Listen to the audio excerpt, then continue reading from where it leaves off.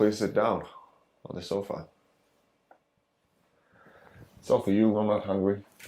Please go ahead. You eat like a bird. I hear that expression that one eats like a bird is really a falsity. I mean a falsity because birds eat a tremendous lot. I don't know anything about birds.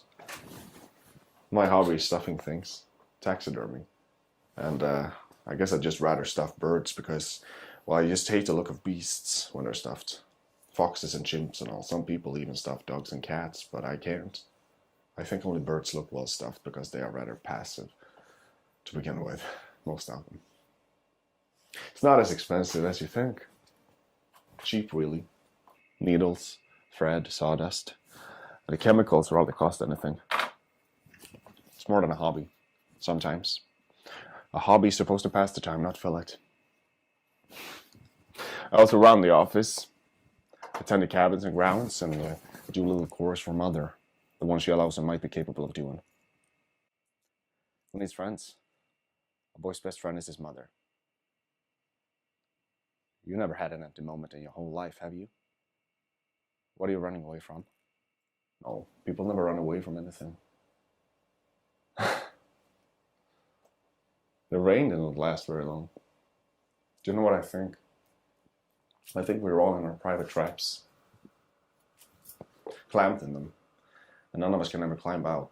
We scratch and claw, but only at the air, only at each other, and for all of it, we never budge an inch. I was born in mine. I don't mind it anymore. I do, but I say I don't. Sometimes when she talks that way to me, I just like to curse her out and leave her forever, or at least defy her, but I can't. She's ill. I mean ill. She had to raise me all by herself after my dad died. I was only 5. Must have been a strain for her. She didn't have to go to work or anything. Dad left us with a little something. Anyway, a few years ago, Mother met a man. He talked her into building this motel. He could have talked her into anything. It was just too much for her when he died too, and the way he died. Sorry, that's nothing to talk about while you read it. In a way, it was too much of a loss for my mother. She had nothing left. A son is a poor substitute for a lover.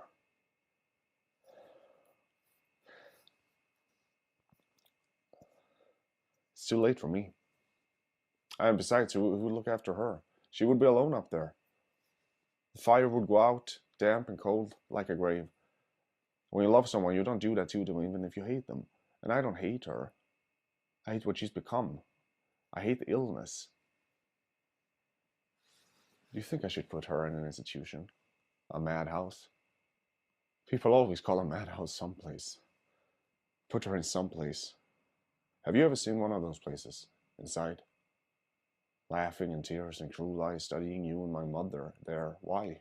Has she harmed you? She's as harmless as one of these stuffed birds. Oh, people always mean well.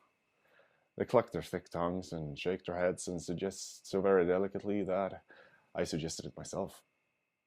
But I hate to even think such a thing. She needs me, and it isn't as if she were a maniac, a raving thing. It's just that sometimes she goes a little mad. We all go a little mad sometimes.